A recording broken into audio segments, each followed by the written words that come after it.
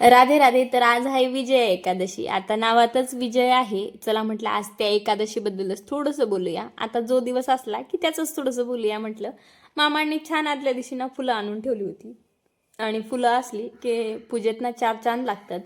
आणि चला मग आता एकादशीबद्दल थोडंफार तुमच्याबरोबर शेअर करते. आता जेवढं मला माहिती आहे तेवढंच तुमच्याबरोबर आज शेअर करते. आता खरं तर आपल्या हिंदू धर्मात ना एकादशीचे खूप महत्त्व आहे. पण विजया एकादशी ही असते ना, जीवनात विजय आणि यश मिळवण्यासाठी अत्यंत फलदायी असते.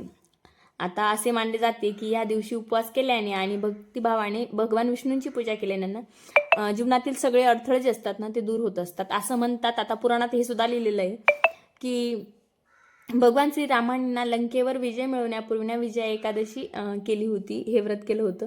त्यानंतर ना त्यांना यश मिळाले. त्यामुळे ह्या एकादशीला विजया एकादशी किंवा जिंकण्याची एकादशी असे सुद्धा म्हणतात. आता शक्य असल्यास ना सकाळी सकाळी लवकर उठावं, सूर्यभगवंतांना अर्घ्य वगैरे देण्याचं, हे सगळ्या गोष्टी ज्या केल्या पाहिजे. आता कधीतरी केल्या पाहिजे मला असं वाटतं.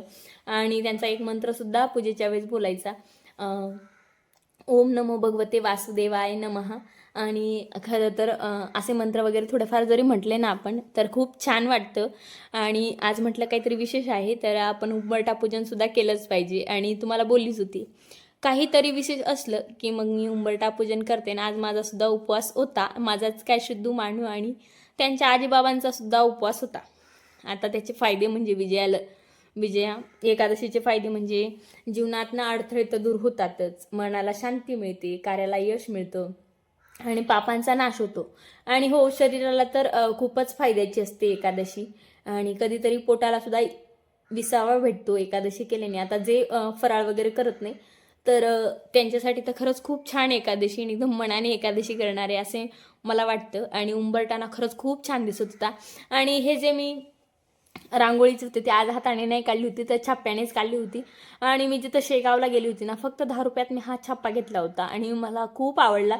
आणि मेन म्हणजे ना तो तेव्हा तिथं आवडला पण जेव्हा रांगोळी काढायला सुद्धा खूप सोपं आहे त्याच्यामुळे तो अधिकच आवडला. आणि धूप आणि आरती जेव्हा उंबरट्याजवळ ठेवतो आणि धूपचा जेव्हा थोडासा धूर असा पसरतो ना, काय सांगू तुम्हाला, एवढं भारी वाटतं ना, डोळे एकदम तृप्त होतात.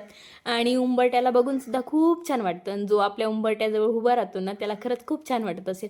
आणि हो, तुम्हाला माझे मिनी ब्लॉग कसे वाटतात कमेंट करून मला नक्की सांगा. आवडल्यास लाईक करायला विसरू नका. राधे राधे.